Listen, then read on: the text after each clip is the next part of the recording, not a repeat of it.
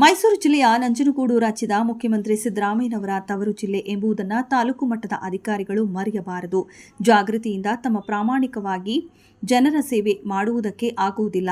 ಕಳ್ಳಾಟ ಆಡಿ ದಿನ ದೂಡುತ್ತೇವೆ, ಸಂಬಳ ಪಡೆಯುತ್ತೇವೆ ಎಂಬ ಮನಸ್ಥಿತಿ ಇರುವ ಅಧಿಕಾರಿಗಳೇ ನೀವಾಗಿ ನೀವೇ ತಾಲೂಕು ಬಿಟ್ಟು ತೊಲಗಿ ಎಂದು ಖಡಕ್ಕಾಗಿ ನಂಜನಗೂಡು ಪಟ್ಟಣದ ಮಿನಿ ವಿಧಾನಸೌಧದ ಸಭಾಂಗಣದಲ್ಲಿ 78ನೇ ವರ್ಷದ ಸ್ವಾತಂತ್ರ್ಯ ದಿನಾಚರಣೆಯ ಕಾರ್ಯಕ್ರಮದ ಪೂರ್ವಭಾವಿ ಸಭೆಯಲ್ಲಿ ಗೈರಾದ ಅಧಿಕಾರಿಗಳಿಗೆ ಶಾಸಕ ದರ್ಶನ್ ಧ್ರುವನಾರಾಯಣ್ ಎಚ್ಚರಿಸಿದರು.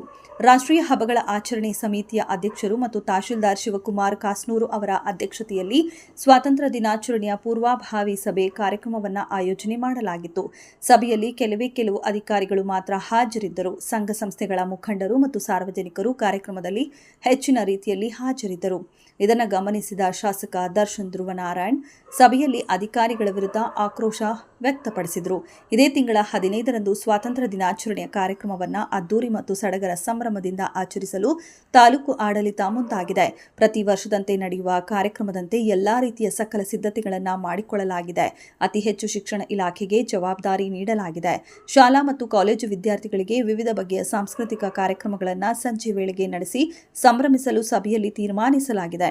ಧ್ವಜಾರೋಹಣ ಕಾರ್ಯಕ್ರಮ ಸೇರಿದಂತೆ ವಿದ್ಯಾರ್ಥಿಗಳು ಮತ್ತು ಪೊಲೀಸ್ ಇಲಾಖೆ ಅಧಿಕಾರಿಗಳ ಪಥಸಂಚಲನ ಹಾಗೂ ವಿವಿಧ ಬಗೆಯ ಜಾಗೃತಿ ಸಂದೇಶಗಳನ್ನು ತಿಳಿಸುವ ಕಾರ್ಯಕ್ರಮಗಳನ್ನು ಕೂಡ ಮಾಡಲು ತಯಾರಿ ನಡೆಸಲಾಗಿದೆ.